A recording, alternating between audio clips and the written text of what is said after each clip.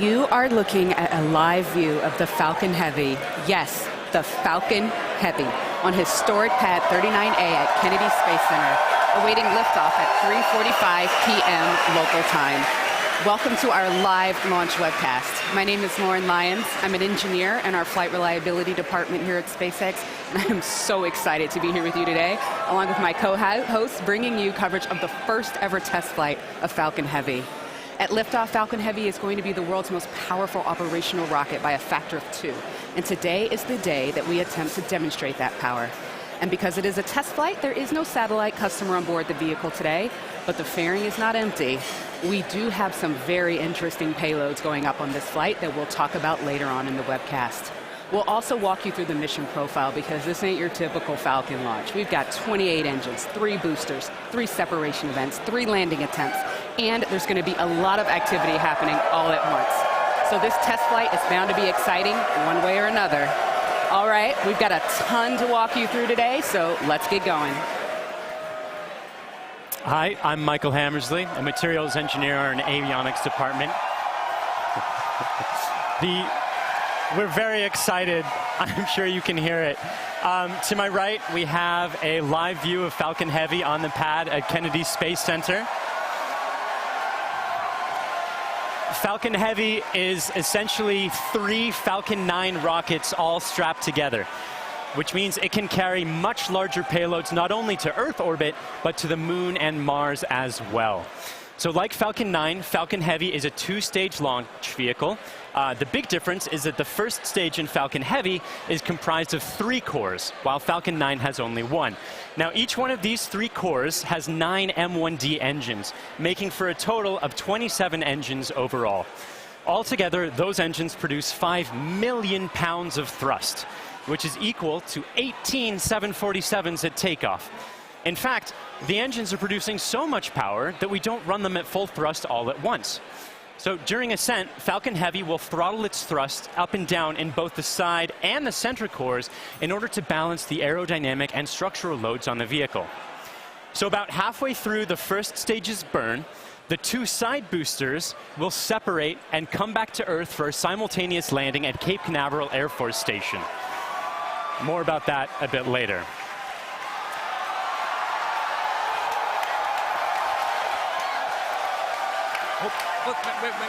Wait. At that point, the mission proceeds very much like a standard Falcon 9 flight. The center core will keep on firing for another minute to burn all of its fuel, and it will perform a standard stage separation from the second stage on top. This second stage, with the fairing right at the very top there, the second stage is exactly the same as any other Falcon 9 flight, except we've loaded a bit more helium onto it this time.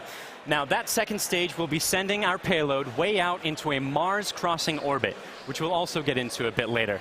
But all in all, with a successful launch, Falcon Heavy is going to be the largest and most powerful operational rocket in the world. We're very excited to be launching it today. Let's check in on exactly how it's doing. Good afternoon. I'm John Innsbrucker, the Falcon Principal Integration Engineer at SpaceX. We're currently at T-minus 17 minutes, 40 seconds and counting down. The good news is that all systems are go for launch. We're working no problems with the SpaceX test flight of the Falcon Heavy launch vehicle. Now we're currently loading propellant on all 3 first stage boosters, and we began loading a couple minutes ago on the second stage LOX tank. Now this is the same method that we use on the single-core Falcon 9. It just scaled to handle 3 first-stage boosters. Now we're loading liquid oxygen and kerosene. We do that because in order to support combustion, you need oxygen. And in the vacuum of outer space, there isn't any. So we bring our own liquid oxygen, chilled and densified. You may have heard densified in the past. That allows us to pack the maximum amount into the LOX tanks on the Falcon Heavy. Now our fuel is refined petroleum, RP1. That's essentially just a purified kerosene. It's a safe propellant, easily available, has a lot of history. For example, the Saturn V first stage, flown from the very pad you see on the monitor, on the moon missions, used kerosene and liquid oxygen. Now the big news this afternoon has been the weather, and we've eaten up most of our launch window. Now, we won't have the ability to hold the countdown any further now that we are into liquid oxygen loading. The good news is that the winds are looking good. We're working no issues on the Falcon Heavy. However, if there is an issue in the last minutes, we won't be able to launch today. There is a backup date available tomorrow. Now, I've said it before, launch is hard, and Falcon Heavy is no exception. We're essentially counting down 3 rockets simultaneously. So the SpaceX team is going to be conservative in case anything pops up in the last minutes. But as the energy and the enthusiasm from the team gathering below me outside of Mission Control Center X is growing, we are go at T-minus 15 minutes and 40 seconds and counting. My name is Brian, and I'm part of the software team here, and I'm standing just outside Mission Control as the crowd gathers behind me. We're all anxiously awaiting this very first test flight of Falcon Heavy. Now, today, SpaceX has over 6,000 employees in locations across the country, but it wasn't always like that. Now, when SpaceX was first founded in 2002, it was just a small group of engineers who believed that they could reduce the cost of exploring space, but had never actually built a rocket themselves. Now, Falcon 1 was the first rocket we developed, and it was pretty small relative to Falcon 9 and Falcon Heavy. While the Falcon Heavy on the right of your screen is over 230 feet tall, Falcon 1 stood only about 70 feet tall and could only carry about ½ a ton to orbit. However, despite its small size, Falcon 1 served a very large purpose. It was our roadmap to using modern technologies to engineer a vehicle that was not just more reliable, but was less expensive than alternatives. Now, we had 3 test flights of the Falcon 1 before we found success. But on that 4th Falcon 1 flight, it became the first privately developed liquid-fueled rocket to reach Earth orbit. Now, fast forward to today, and SpaceX has had 49 successful rocket launches. We have recovered 21 first stages, and we have reflown 6 of those. We have had 14 Dragon launches and have successfully reused the spacecraft as well. Now, our next step on this journey is just minutes from now, when we'll attempt the first test flight of our heavy lift launch vehicle. Now, there have been many challenges along this long road, and it has not been easy. But no matter what happens today, it has all been worth it. Now, one of the many challenges we're hoping to overcome with this test flight is the recovery of all 3 cores of the Falcon Heavy first stage. Although we have demonstrated success with the recovery of a single core, 3 is on a whole nother level. So let's check in with Michael to get an overview of what that story may look like. At SpaceX, our primary goal is to enable people to live on other planets, most notably Mars. But it's hard to do this without dramatically lowering the cost of access to space.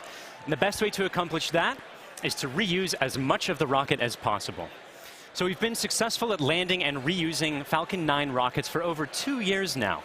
And Falcon Heavy aims to continue this trend of reusability.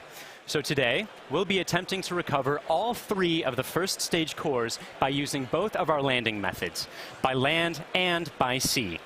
So the side boosters have actually been used before on missions TICOM 8 and CRS 9. And at the time of booster separation, during ascent, the side cores will still be going slowly enough to turn around. So it makes sense to return them to Cape.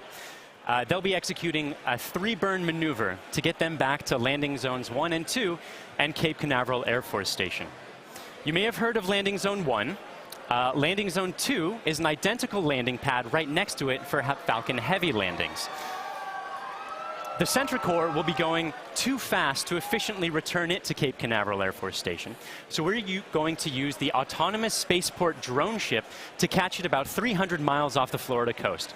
It will also be executing 3 burns to get there. So if all goes well after launch, we'll have 3 first stage cores back on Earth, 2 for the second time, and a wealth of data for perfecting airplane-like operation in the future. So countdown is still proceeding nominally. So let's check in again on how Falcon Heavy is doing. We just passed T-minus 12 minutes in the countdown of the test flight of Falcon Heavy. Fuel is completely loaded on the second stage. The first stage is also loaded with fuel, except for a small top-off that'll happen between T-minus 7 minutes and T-minus 6 minutes. Our major activity now is loading liquid oxygen on the boosters and the second stage. Liquid oxygen propellant loading on the first stages will end between T-minus 4 minutes and T-minus 3 minutes. Liquid oxygen loading on the second stage is the last one to finish, ending by T-minus 2 minutes. Now, in addition to loading propellant, the team is preparing to perform their final checks of the Merlin engines. will begin chill-in of the Merlin engine turbopumps with liquid oxygen as typical at T-minus 7 minutes like we do on Falcon 9 flights. We'll also be verifying valves and using the thrust vector control actuators to move the engines to verify the actuators are working correctly. As we get to T-minus 4 minutes, the clamp on the top of the strung back will open. You can see it just behind the Falcon Heavy. That entire structure will move about 1.5 degrees away from the rocket. At liftoff, it will move the rest of the way to clear Falcon Heavy, just like Falcon 9 flights. At the T-minus 1 minute mark, the flight computers will go into startup mode. They'll be controlling the countdown on the Falcon Heavy. What's different in this flight? Engine ignition will begin at T-minus 5 seconds on the 2 side boosters, followed 2 seconds later by the center core. Now we're continuing to watch the weather, making sure that the ground liftoff winds don't exceed the maximum, but they're looking good right now. We continue monitoring the upper altitude winds as reported by the balloons. But right now at T-minus 10 minutes and 10 seconds and counting, the Falcon Heavy test flight is go. Because the first flight of Falcon Heavy is a test mission, we do not have a customer spacecraft on board today. Instead, we put something a little special with SpaceX inside the fairing. Now, more often than not, on the first flight of a new rocket, engineers will choose to fly a mass simulator, which is basically a heavy object of some sort to simulate the dynamics of flying a payload, but with little consequence if the mission doesn't work out exactly as planned. And as many of you already know, we have opted to have a little fun with our mass simulator. Stacked inside the fairing is Elon's cherry red Tesla Roadster, and inside of it, a passenger. His name is Starman, but don't worry, he's not human. But he is donning the SpaceX-designed spacesuit that our human astronauts will be wearing on Crew Dragon. And if all goes well today, we hope to get some live views of it as it makes its way into space. Now, in addition to the Roadster, you might also catch a glimpse of a smaller passenger, which is a tiny little Hot Wheel Roadster carrying a tiny little Starman, which is a little Easter egg for today's mission, so keep your eyes peeled for that. But those are not the only payloads we're flying today. Secured inside the Roadster is another really special passenger called an ARC. An ARC is a 5D laser optical quartz storage device, which is essentially a high-tech, high-data storage unit that can survive in the harsh environment of space. It's built by the ARC Mission Foundation, which is an organization whose purpose is to store libraries of human knowledge and data on these devices and send them off into space with interplanetary travelers, thus preserving human achievements well beyond Earth. On the ARC that's being launched today, the Foundation has stored Isaac Asimov's classic sci-fi series, The Foundation Trilogy, which was the original inspiration for the ARC mission. And given that making humanity a multiplanetary species is the core purpose of SpaceX, launching an ARC on this mission just seemed fitting. And last but certainly not least, a little something special for our hardworking SpaceX team. Mounted on the payload attach fitting, which is the structure that holds the Roadster onto the second stage, there's a plaque on which the names of over 6,000 of our SpaceX employees are engraved. The work that goes into designing, building, testing, and launching a vehicle of this sort is no small feat. And we are super excited to be a part of the Roadster's billion-year journey through the solar system. Now, as Lauren just mentioned, if all goes well today, Falcon Heavy will put the Roadster on board into an Earth-Mars orbit around the sun on a journey that could last for 1 billion years. Now, on a universal scale, this means that the Roadster will be tracing the shape of an ellipse with the sun at one of its fixed points, or one of its foci. Now, we call this heliocentric because it is sun-centered. The outermost distance on that same ellipse will intersect the path that Mars takes while it is on its own journey around the sun. That's quite far away. That will reach a maximum distance from Earth of over 400 million kilometers. In Earth terms, that's about the same as a trip around the equator 10,000 times. Now, during its journey, the Roadster will also reach a maximum velocity of nearly 40,000 kilometers per hour, or about 20 times faster than a speeding bullet. Now, as we said, it should stay up in orbit around the sun for about 1 billion years, and it's a very long, exciting road ahead, and we are thrilled to be able to take the first steps on that journey just 5 minutes from now.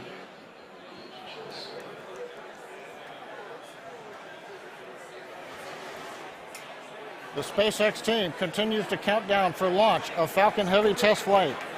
Now, once we light the engines, Falcon Heavy will check the power on all 27 Merlin engines, a critical period in the go-no-go for launch. It'll then command release from the ground hold downs. 40 seconds into flight, we'll decrease power on the two side boosters in preparation for maximum aerodynamic loads on the vehicle. Once we get through this period, Falcon Heavy will throttle back up to full power on the side boosters. About half a minute later, we will again throttle down the two side boosters. This time we're decreasing the forces on the rocket structure. At this point in flight, the vehicle is much lighter, having burned off much of the propellant, but we are increasing thrust. 2.5 minutes into flight, we'll fully turn off the side boosters, an event called BECO, Booster Engine Cutoff. At this point, the pneumatic separation system on the center core will unlock the two side boosters and push them away. The side boosters will disconnect first at the top of the center core, then milliseconds later from the bottom, so they'll actually rotate away from the center core slightly. Once the side boosters are clear, the center core will throttle up to full power and burn for another 25 seconds. Finally, at just past 3 minutes after liftoff, the center core will shut down, an event called MECO, Main Engine Cutoff, and the second stage will separate. From this point on, it's like a Falcon 9 mission. The fairing will separate, the MVAC-D upper stage engine fires, eventually sending the stage and payload out into the solar system to orbit around the sun. So that gives you a feel for the sequence of events we're planning on today's flight. So now, at T-minus 4 minutes 45 seconds and counting, let's witness the test flight of Falcon Heavy.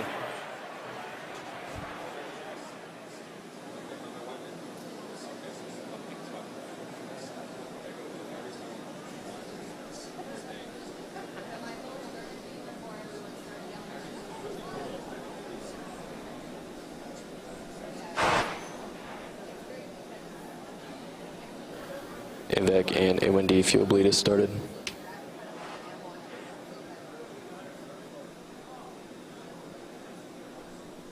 Safety Meanwhile, cradle slow arms are throttling to close up.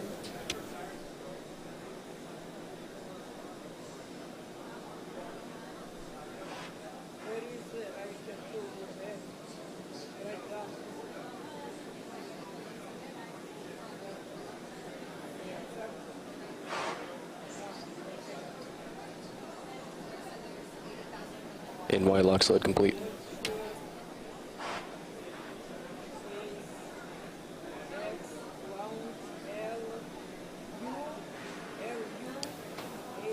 PY lock sled throttling to close up. PY lock sled complete.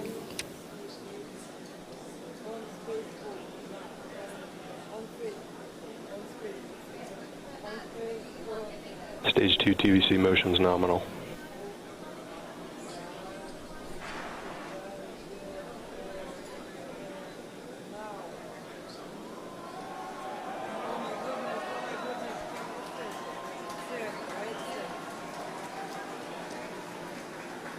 BOGO bleed verification.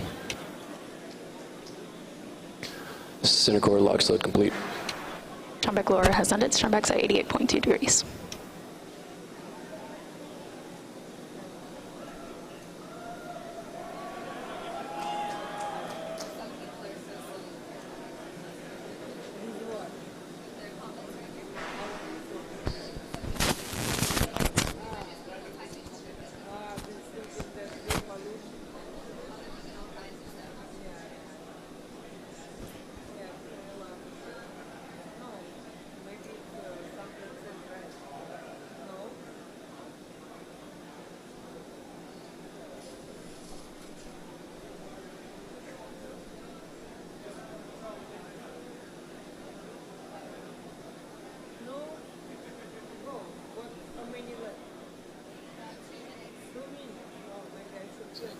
Stage 2 lock sled complete.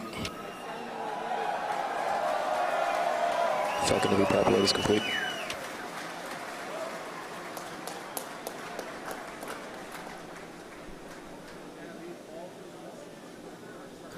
Falcon Heavy is on internal power.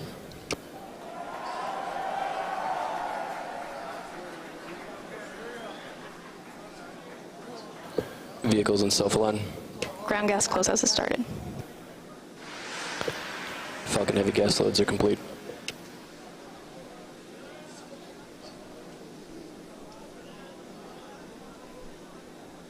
M1D fuel bleed complete.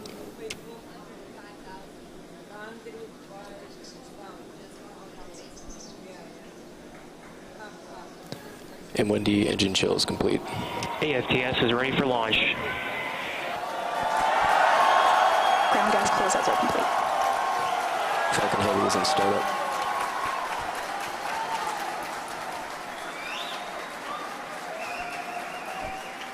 Stage 2 pressing for flight.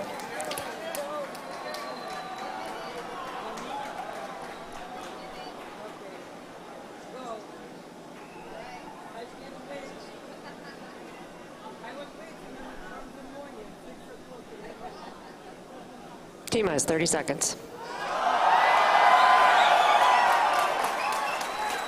Launch director on countdown 1. SpaceX, Falcon Heavy, go for launch.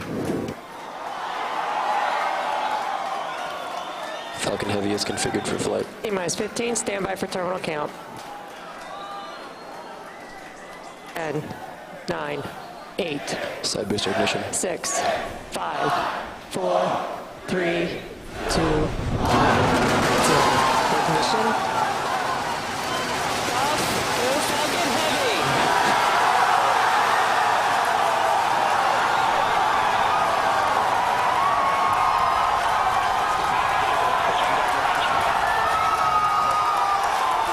Stage 1 propulsion is nominal.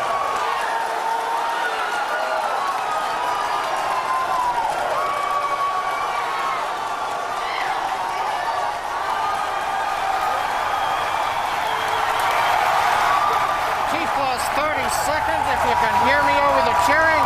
Falcon Heavy heading to space on our test flight. Building on the history of Saturn V Apollo, returning pad 39A to interplanetary mission. We're getting ready to throttle down for max Q.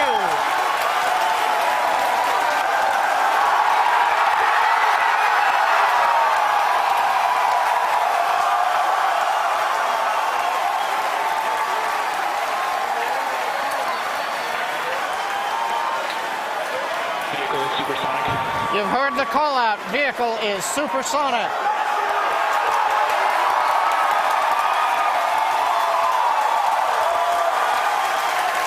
Side boosters are now throttling back up to full power. Vehicle has reached maximum dynamic pressure. We're past max Q, the period of maximum loads on the vehicle. Next up, we'll be waiting for the side boosters to begin to throttle down prior to booster engine cutoff and separation 2.5 minutes into flight.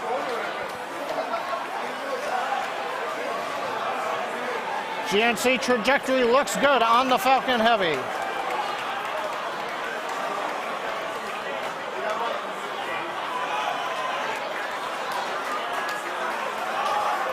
Reports show that the M1D engine performance is nominal. Contact engine says begun. Side boosters have begun to throttle down in preparation for the upcoming shutdown in 20 seconds.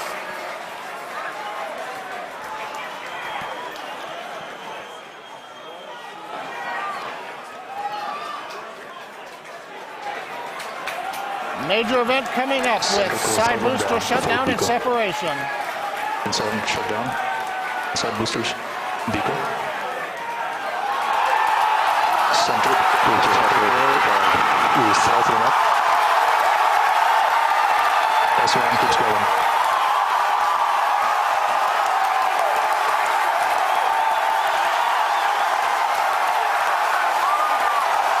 Still booster base box started.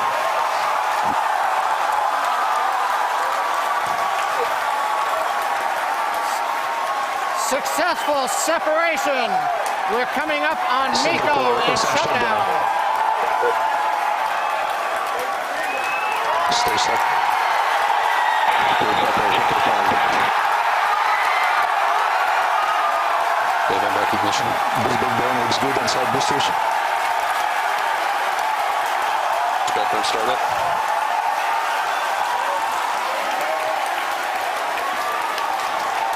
Coming up on fairing separation. Center core side engines on power, also look good.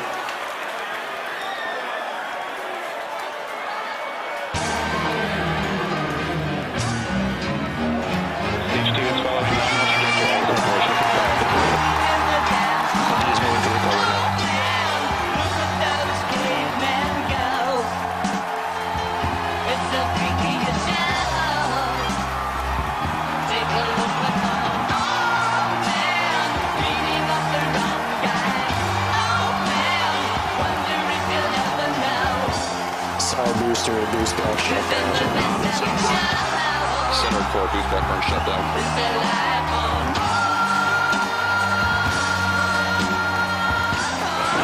Acquisition of signal.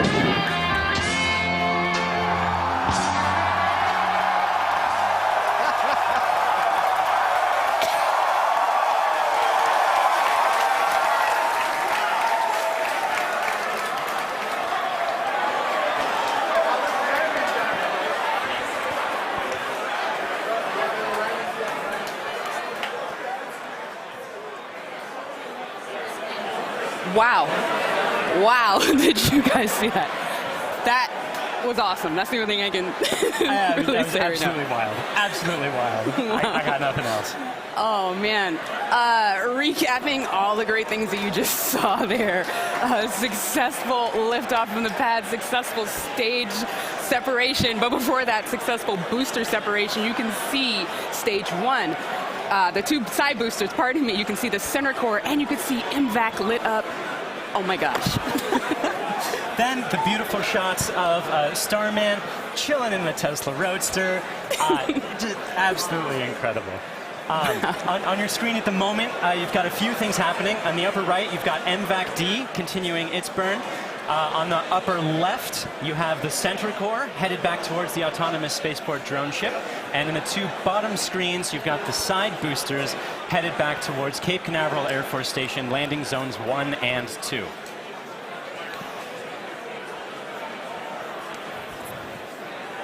The next step coming up for the side boosters and the center booster is the re-entry burn. That's going to slow it down from, or slow all the boosters down from way faster than the speed of sound to just faster than the speed of sound in order to reduce some of those aerodynamic forces and heating that occurs when you're moving that quickly through the atmosphere.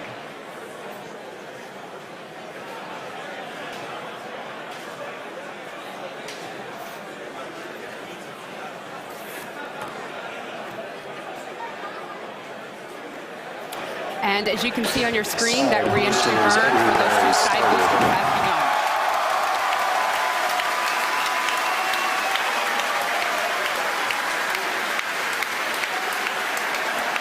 Side boosters entry burn shut down. Side core entry burn started.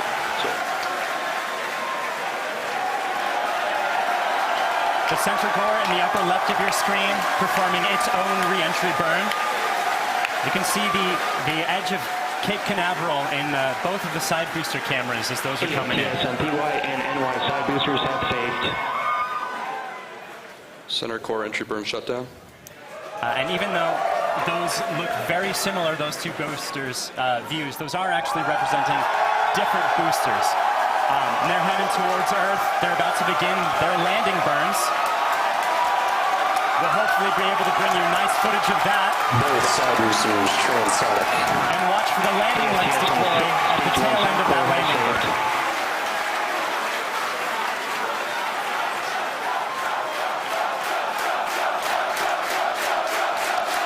And that landing burn has started. Both boosters looking to be on track towards their respective landing zones. Landing burns have started.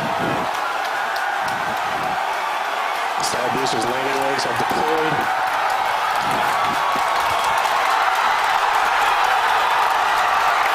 And the Falcons have landed. LZ1, LZ2, both side boosters have touchdown. Landing operators move on to 11.1, recovery 1 and recovery 2. And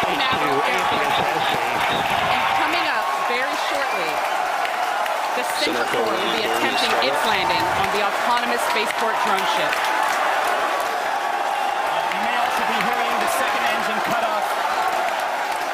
Check on your screen. Sometimes this footage goes out when it approaches the drone ship and the heavy vibrations make it lose signal. We're crossing our fingers that's not the case right now. Stage 2, nominal parking orbit insertion. So it looks like that landing is happening at the moment. We have lost signal. We're hoping that signal comes back shortly. Oh, man. Yeah, as Michael mentioned earlier with the vibrations of the rocket and how it shakes up the cameras that are on the drone ship, sometimes we do lose signal or shakes up the antennas. Oh, and we've just gotten confirmation Oh. We're waiting to hear what happens, and so we're listening in, and we're still waiting to hear. We'll let you know as soon as we find out. You'll know. People are cheering, but we'll get the call and know hopefully very, very soon how that center core is doing, whether it's standing up proud on that drone ship or not. Meanwhile, other two landings. Those were absolutely gorgeous. Meanwhile, the second stage is continuing its trajectory towards Mars. It's all looking good there. John Ike, come give us a recap of the full mission. He stands. Well,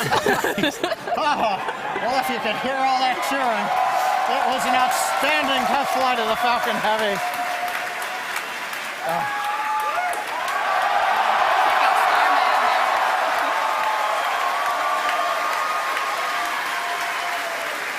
Cameras cycling right now. Live views coming down from low Earth orbit.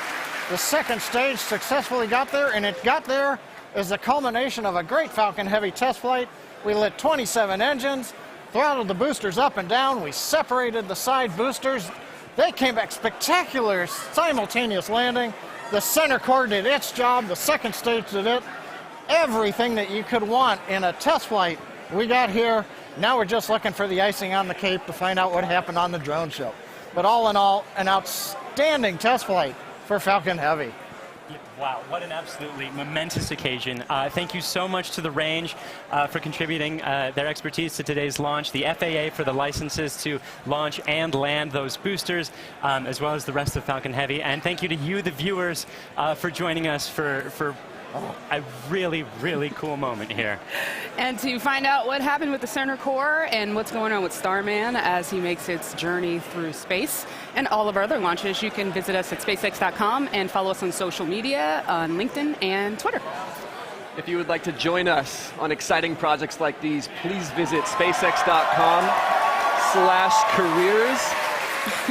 From the entire grateful team here, thank you again for joining us. We'll see you next time.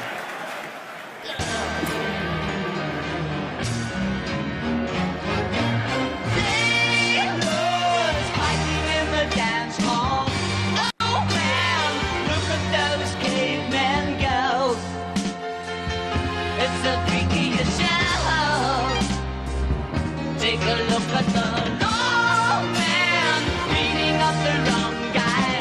Oh man, wonder if he'll ever know. He's in the best-selling show. Is there life on